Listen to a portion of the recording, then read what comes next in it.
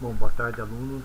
Espero que a volta de vocês às aulas seja bem proveitosa nesse momento aí de pandemia, né? Que ninguém queria estar em casa durante tanto tempo, né? Dizer primeiramente que nada substitui as aulas, tá, gente? No sentido assim da gente estar em sala de aula, como tem sido falado aí não apenas por mim, mas do resto da galera que trabalha com educação e tenho certeza que o resto dos professores também. Dando continuidade à nossa matéria, a gente precisa dar uma olhadinha no Tratado de Versalhes, que é o que marca o fim da Primeira Guerra Mundial, que a gente estudou aí até a gente entrar de férias. O Tratado de Versalhes ele acontece na França, né, numa cidadezinha chamada Versalhes, que fica 20 quilômetros de Paris, e ela foi feita, essa conferência, esse encontro, para a assinatura desse documento no ano de 1918. Pessoal, quem é que ganha a guerra, né? Vamos lembrar aí que vocês já devem ter feito essa pesquisa, mas sempre é bom lembrar. Quem ganha a guerra é a Tríplice Entente, né? Ganha a guerra a França, a Inglaterra e os Estados Unidos, que entra no lugar do Império Russo a partir de 1917. Né? O Império Russo ele se rende ao Império Alemão e eles assinam um tratado em separado, que é o Tratado de Brest-Litovsk. A gente vai falar um pouquinho disso. Pessoal, existem algumas fotografias desse encontro. Né? No entanto, eu escolhi usar essa representação artística, um quadro que mostra aí o chanceler alemão tendo que assinar o documento do Tratado de Versalhes, que a gente vai dar uma olhadinha nele. Tá? Em alguns pontos ele é enorme, mas é um tratado de rendição. Né? É um tratado em que a Alemanha se rende, a Tríplice Aliança se rende, né? Encabeçada pela Alemanha, e eles precisam aceitar uma série de termos, tá? Para que eles não sejam ocupados. Bom, dito isso, primeira coisa que nós vamos falar do nosso Tratado de Versalhes é que a Alemanha, o azulzinho aqui, todos os territórios alemães aqui da Primeira Guerra Mundial, eles vão ter uma mudança muito drástica. Primeiro ponto que a gente presta atenção, temos lá das colônias na África, lá da Conferência de Berlim. Então todos essas colônias aqui vão ser transformadas em mandatos da Liga das Nações, que é o órgão que existia antes da Organização das Nações Unidas. Tá? Então, um pequeno território na China eles vão ter que ceder, Papua Nova Guiné e algumas ilhas aqui no Pacífico.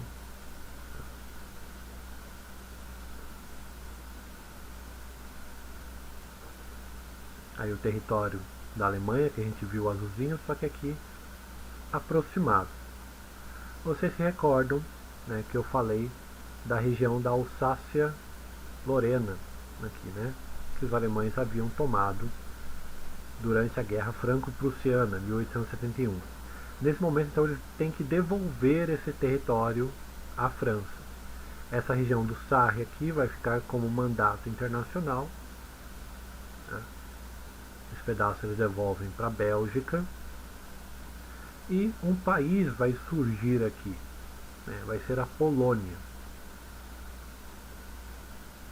Então, a Prússia Oriental, eles vão ter que ceder, e aqui o porto de Danzig, que é o famoso corredor polonês, eles vão ter que ceder. A região de Schleswig-Holstein vão dar para a Dinamarca. E aqui a região dos Sudetos, outras regiões que eles vão ter que ceder aqui então para a antiga Tchecoslováquia, né, que hoje seria a República Tcheca. Tem outras regiões, Danzig, Prússia Oriental, Alta Silésia, tudo isso aí vocês podem estar dando uma olhadinha depois. Pessoal, vamos falar então de alguns alguns dos critérios, né, alguns dos pontos que foram assinados no Tratado de Versalhes pelo Império Alemão. Primeira coisa é que a Alemanha ela é considerada pelo Tratado de Versalhes como causadora da Primeira Guerra Mundial e de todos os danos em vidas e objetos materiais, sejam eles militares ou não. Então, a culpa de tudo isso, todos os custos, precisam ser pagos pelo Império Alemão. Segundo o documento, a indenização que deveria ser paga pelos alemães aos países vencedores ficou estipulada em aproximadamente 231 bilhões de marcos. Se tiverem curiosidade, podem tentar fazer uma conversão desses valores para coisas atuais. Mas, pessoal, saibam vocês de antemão que esse valor é um absurdo, assim, é praticamente impagável. Varia, já vi estudos falando de aproximadamente 130, 140 anos para serem pagos. Bom, existe uma proibição da Alemanha de possuir força aérea. Vocês assistiram o filme do Barão Vermelho, sabem como os aviões foram decisivos. Então, os alemães ficam proibidos então de ter força aérea. Além disso, os alemães ficam restringidos a possuírem um exército de apenas 200 mil homens, tá? Impedindo eles de fazer qualquer ação militar contra outro país nos próximos anos, né? Lembrando, gente, que 200 mil homens é muito pouco, é bem pouco, um exército muito reduzido. Então, todas essas ações são profundamente humilhantes para o povo alemão, tá? E vão ser medidas extremamente duras. Nós vamos estudar nas próximas aulas o surgimento do partido nazista e das ideologias fascistas na Europa. Nós vamos entender como a Primeira Guerra Mundial e as humilhações do Tratado de Versalhes elas estão muito por trás do que acontece na Segunda Guerra Mundial. Tá?